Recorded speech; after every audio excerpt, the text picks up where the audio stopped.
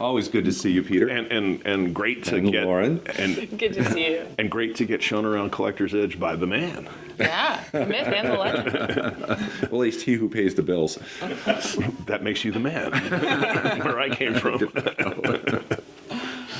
So what's amazing and new? All right. Well, what's new? Of course, you know we're operating the Detroit City Portal at the Sweet Home Mine. And throughout 2022, we finally found a few pockets. And we have some of that material on display here at this show. Oh, wow. So that's new. So new rhodos. And we've been working with a mine, the Paraiba tourmaline mine down in Brazil. And we've been working with them to produce some amazing Paraiba tourmaline specimens. So we have those. And we are also working in Bolivia a little bit, and we're extracting some really cool minerals down there, wolframites, quartz, and more importantly, apatites. And the apatites are quite stunning. So that was another project that we're not concluded on yet, but that we really opened up in 2022. So we're excited about that. We also have taken in some wonderful consignments of some top-end world-class mineral specimens, which are fun to show and see, and we'll see those as we go through the room. And those are generally the highlights. We can get into some specifics on that as we view the room. Sounds good. Well, let's start with rhodochrosite. Rhodos. That's Yeah, all right. That's always a good you gotta place to start with the red, right? You got to start Let's with red. head on over this way. Okay. So, That is quite the display combination. I mean, two of my favorite colors right next to each other. you would think one would outdo the other, but one seems to complement the other. So we tried putting them together, and it's created a stunning exhibit. Wow. I mean, it looks like you guys have been making some real progress at Detroit City. These are fantastic. Yes. Now some of these are actually old Sweet Home, not many. Like this but one up here at the top? That's an old Sweet Home piece. But you can see this, like this is a brand new one right here. We just found this one in September, October time frame. Fantastic 2-inch crystal on matrix, and we've been getting very similar looking things. We are mining about 200 feet above the old Sweet Home tunnel that you visited. Yeah. No, you didn't see it back in the day. I did. You were there. You did. You were there. So we've gone 200 feet up the hill and put a new tunnel into the mountain. Okay. So this is a brand new development. So there are all kinds of tunnels and things we've put in the last 5 years to get back to our drilling targets. Yeah. And we're just finally getting back to some of the drilling targets, and we're starting to find the things we were hoping we would find. It just takes years to develop a mine, as you know. No, it's, You mean you don't just flip the switch and you're pouring out rhodochrosites? I can't understand that. Well, back in the day, people used to think Catherine and I went up and dug rhodo on the weekend and came down and sold them at mineral shows. So that would have been. I know Catherine well enough to know that she probably wasn't doing probably wasn't doing that. that. There's a whole lot of work in the middle. Oh yeah. So is there anything you'd like me to take out to look at? Well. Show us one of your favorite rhodos from the latest pockets. Well, let's just pull this big one out that we were Okay. just talking about. Yeah. Yeah, let's not fool around here. Let's just go right to the chase. So Oh, that's great color. Look at the color. you can see the, And which pocket is that? we didn't designate a pocket name for this one. It was a small pocket. And when they're small, we don't usually designate. So it's the 2202 pocket. So the second pocket in 2002. That's the way we do it. Yes? Well, I gotta say that must have been a fun second pocket to hit when you're getting this kind of material. And I love. Would you like to hold it? Yes, please. There you go. Oh my gosh. I love the fluorites on the side too. It really, it makes you wonder what the potential is with that as well. I love the combinations. Those are my favorites. Well, it really makes this large crystal pop when you've got that sparkle and the color accent, and it's a hellacious crystal. And you've seen a lot of the pieces in the past. Often these occur on a sulfide matrix. So tetrahedrite, sphalerite, galena, dark minerals. So it's unusual to get an isolated large crystal on a white background of quartz. Do you want to hold it too? Absolutely. And the pockets are, as I understand, these pockets are holding together better than some of the ones that you got in Sweet Home. Well, No, it's the same. Some of these pockets do, some don't. It's the luck of the draw. This particular pocket, remember we had this conversation years ago, the bigger crystals tend to fall off matrix. It's indeed the case with this one. This one was off matrix and it's been repaired. It went right back on. I don't know why that is. We really haven't figured it out, other than maybe they're just heavy, and over 30 million years of tectonic shifting, they finally wiggle off of there and drop down into the bug. But it came out damage-free, so it was a simple fix. That's a gorgeous piece. It's interesting. This was near the front of the mine. It's a little browner, and that's because it had some more oxidation. This was found in 1994 within 50 feet of the surface. We had mined out close to the surface, so we had a lot of water infiltration into this bug, and we could never get all the iron staining off. And it also slightly etched the crystals, but they still had perfect form and matrix. So they formed under identical conditions, but this is the surface. This is the result of being near surface for millions of years. And, I'm noticing, looking at, even this piece, the luster that you're seeing in the Detroit City is just incredible. Yes. Oh, wow. Yeah. So, that's just a perfectly formed crystal. And this is new. And it's on, here's the sulfide matrix I was talking about. But it overwhelms the matrix, so you don't really see it well on that crystal. But the luster is great.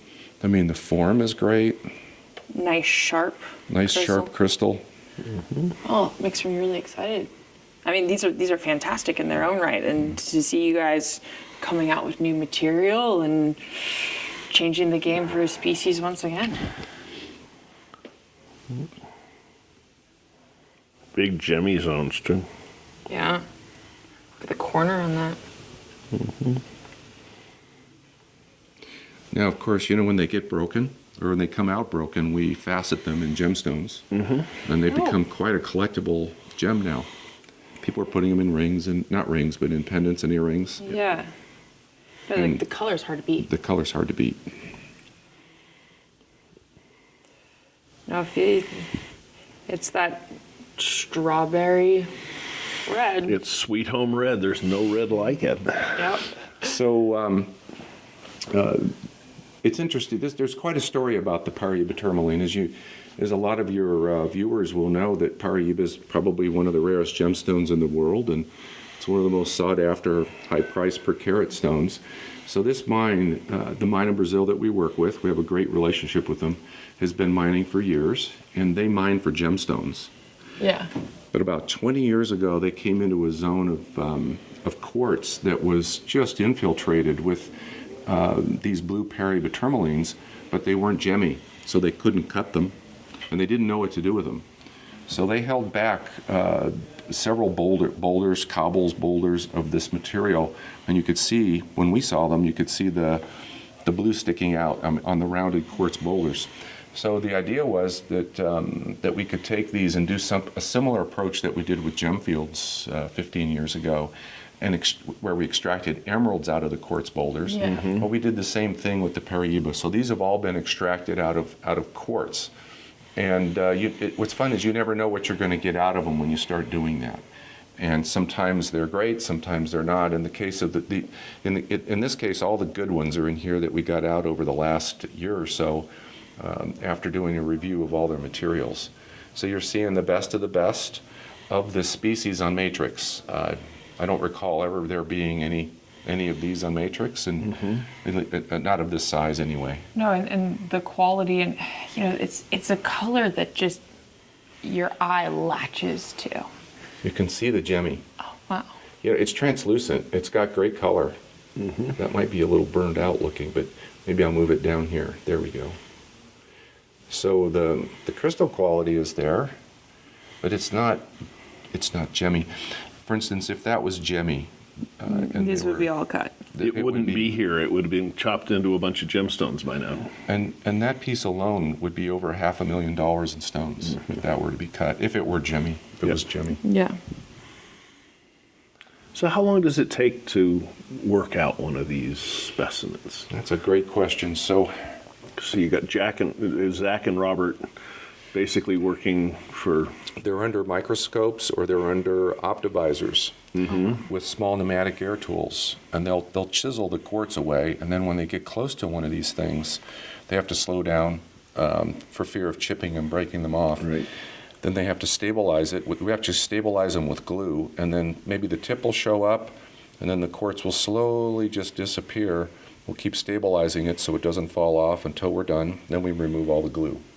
Sometimes they come off and they get repaired, but other times they stay on. One interesting thing is that they don't look well terminated.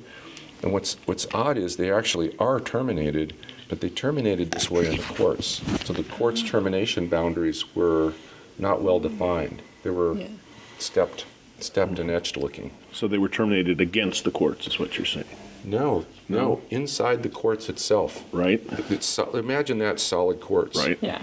And there was some kind of simultaneous growth between the Paraiba and the quartz, because it didn't hit a crystal boundary that we can tell because it was massive quartz. But internally, maybe it did. Maybe the quartz grew here first, that grew up against it, and then the quartz continued to grow. We obviously don't know exactly what happened, but it resulted in these odd shapes. This one has a spodumene crystal on it, which is unusual too. Yeah, the combination is quite striking.